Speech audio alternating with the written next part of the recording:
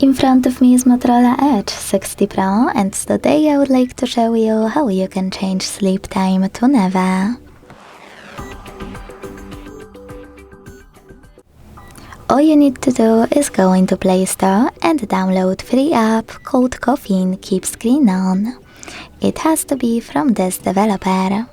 When it's ready, launch it and hit OK in Welcome pop-up. Now to activate it, go into Tab menu and edit your shortcuts by clicking on this pen at the bottom right corner. Scroll all the way down, find Caffeine shortcut, hold it, and drag it to your currently used ones. Place it wherever you want to, let go, go back, and click on it.